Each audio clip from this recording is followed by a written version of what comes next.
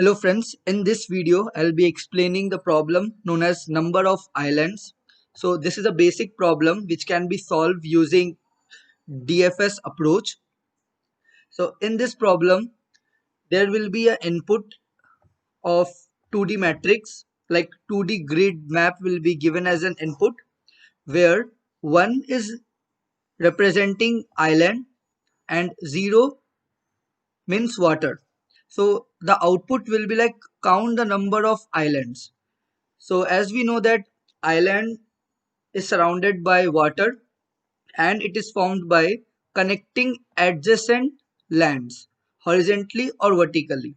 Okay, so basically the input will be a 2D matrix or 2D map where 1 is representing land and 0 is representing water. So if we see this, we find that this group of ones together, as these are adjacent to each other, because if we plot the graph using this, where 0 1 2 3 and 0 1 2 3, so these are the vertex and 1 means connection between v1 to v2. So if we plot the graph of this grid map, we will be finding that the adjacent vertex is representing a land.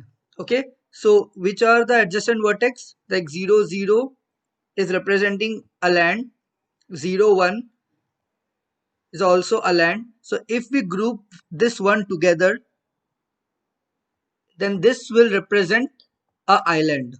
Okay, so this is a island. Now again we need to search for one. Okay, so we got one over here. So this one and this one means this position and this position are adjacent to each other. So it means that if we group together this, we will be getting island 2. So we need to count like how many islands are there in this grid map. So number of islands equals to 2. Okay. So from a point or from a location, say I comma j, we can move up, down, left and right. Okay. While moving in this directions, our move will consider to be valid move if there is a 1 which is representing land. Okay, but if suppose like there is a 0, like from this point I can make a 4 direction move, and suppose I move to this direction, to right direction. So while moving in right direction, I found that there is a 0. So 0 is representing a water, it means it's not a valid move. So again we need to return to the caller and start traversing in remaining directions. Okay, so basically the base case will be like if we encounter any 0, we need to return back. Okay, and if we encounter any 1, leave this current location and start exploring that one which you have encountered.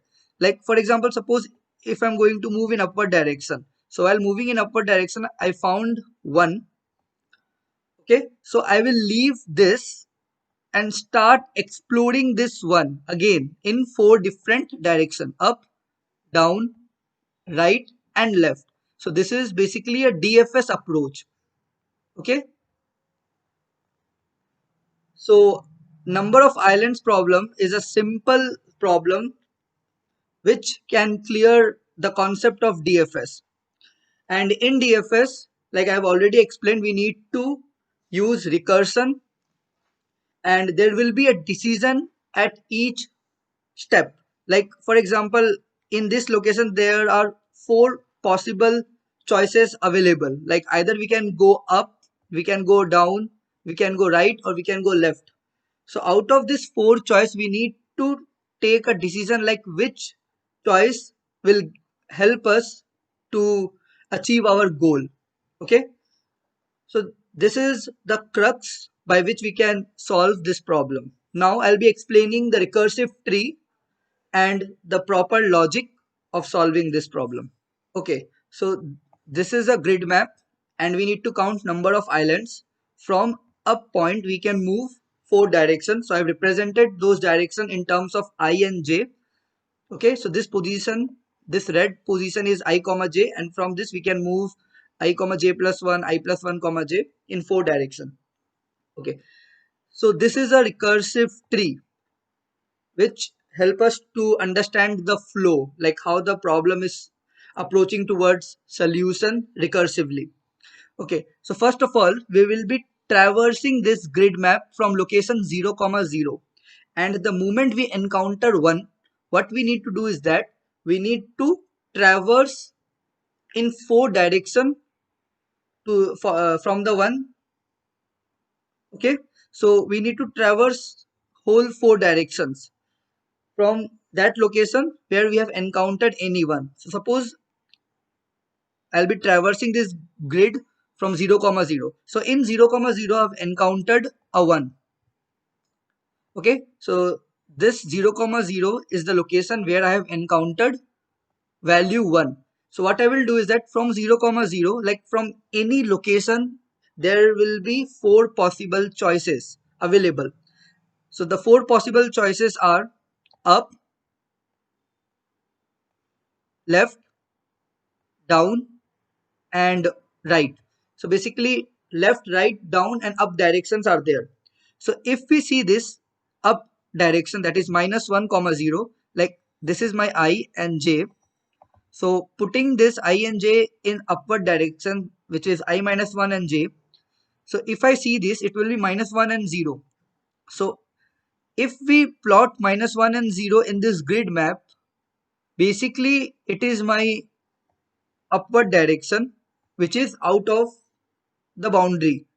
So it will be my base case, like the moment we enter in the direction having no 0 or which is out of the border, so at that location we need to return back. So we can't move in upward direction because it is out of the boundary, so this is not a proper choice. Next is 0 comma 1. 0 comma 1 means 0 comma minus 1 means left direction. So from this location we can't even move in leftward direction because it is out of the boundary. Next is 1 comma 0. 1 comma 0 is down direction. Now we have checked for up direction, we have checked for left direction, now down direction. So in down direction we have encountered 1. Okay, so basically the current scenario is this: we have checked up, left, now we are checking downward direction. So if we go in downward direction, we encountered a 1, value 1. It means that we need to go in this, leave this location and start traversing this location. So from any location there will be four possible choice available. Okay, so if we observe this recursive tree, we find that 0 comma 0 four choices are there, minus 1 0 is not possible, 0 comma minus 1 is not possible, 1 comma 0 yes it is possible. So from 1 comma 0 again there are four choice available. Now why 1 comma 0 is possible? Because we have encountered 1 in that location. Before moving to this 1 comma 0, before moving to this 1 comma 0, what we need to do is that we need to change the value of the current location from 1 to 0. Okay, so we need to change the value of the current location from 1 to 0. And why we have done this? In order to mark those locations as visited. So as we know that in DFS we need to make an visited array which will mark whether we have visited that vertex or not. So basically the current scenario is this, like this is 1 and 1, we have checked up, left, now we move to downward direction, and downward direction is valid move because we have encountered 1. Just before moving to downward direction, what I will do is that I will change the value from 1 to 0, so that from this location, like again there will be four possible choice, that is left, right, up and down. So again from this location, if suppose upward direction appears, so again I will not move in upward direction because I have changed its value from 1 to 0. In order to avoid repeating this, what I have done is that I have changed the value from 1 to 0. Okay. So now from 1 comma 0, four possible moves are there: 0 comma 0, 1 comma minus 1, 2 comma 0, and 1 comma 1. Now this 0 comma 0, initially it was 1, but now before moving in this direction or in this location, I have changed its value from 1 to 0. So we will not make a valid move because the value is 0. Now 1 comma minus 1, it's out of the boundary. 2 comma 0. Now 2 comma 0 is this downward direction. So downward direction in 2 comma 0 value is 0. So we'll not make a move. We will make a move whenever we encounter 1. Now 1 comma 1. Now if we see 1 comma 1, we have encountered 1. So we will leave this 1 comma 0 and start exploring 1 comma 1. Now again, before moving to 1 comma 1, what I will do is that I will change the value of 1 comma 0 from 1 to 0. Okay, so my matrix has changed to this value. Okay, yeah. Now like I have explored this. Now I went to 1 comma 1. So in 1 comma 1, again there are four possible choice available. And before moving to 1 comma 1, like before jumping from 1 comma 0 to 1 comma 1, what I have done is that I have changed the value of 1 comma 0 from value 1 to 0, so that I could not repeat this step again. Okay, like I have considered that this location 1 comma 0 is already visited, so it will not be repeated again. Now from 1 comma 1, again there are four possible choice available. Okay, so basically from 1 comma 1, 0 comma 1, in this location we are encountering 1. So what I will do is that I will leave this 1 comma 1 and start exploring 0 comma 1. Okay, now from 0 comma 1, again there are four possible choice. So from 1 comma 1, I will move to 0 comma 1. Before moving to 0 comma 1, what I will do is that I will change the value of 1 comma 1 to 0.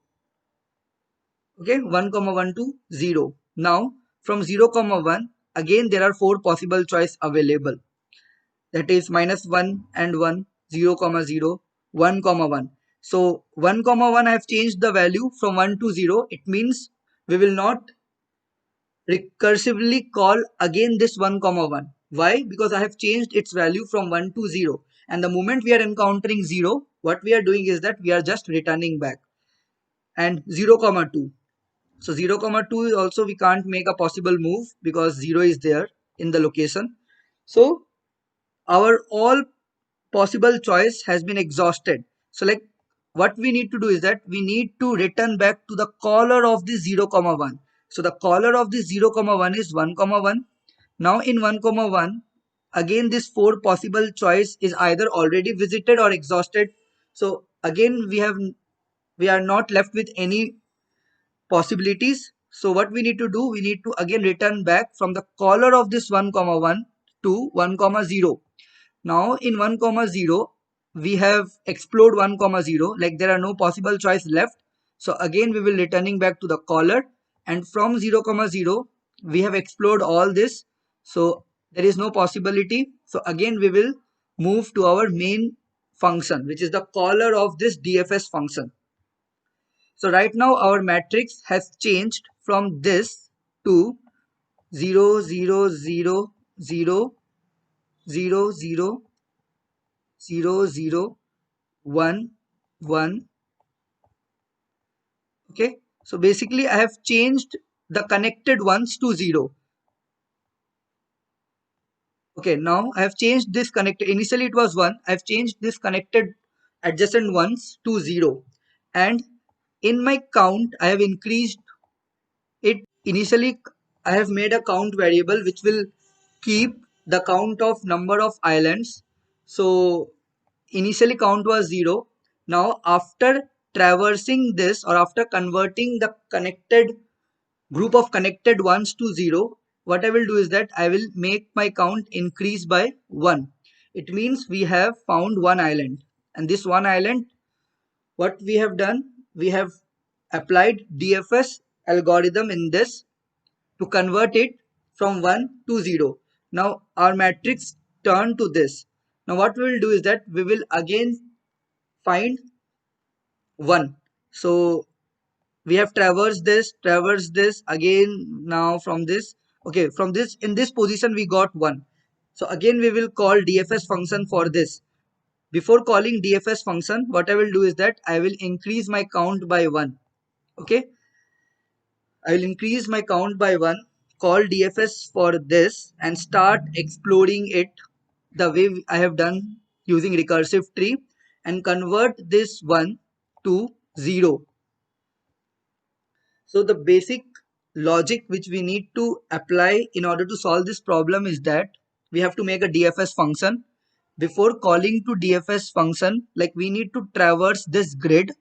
We need to traverse this grid, and the moment we encountered 1 while traversing, we will call DFS function at that location. Okay, we will call DFS function at that location. So suppose I am traversing this grid, I got 1 in this point. So what I will do is that in 0, 0 location, I'll call DFS function. But before calling DFS function, I will increase my count by 1. This count will help me to know how many number of islands we have traversed. Okay, so this is a complete island. So before calling to a DFS function, I will increase my count, and then I'll make a DFS call. This DFS call, what it will do, it will convert this group of ones to 0.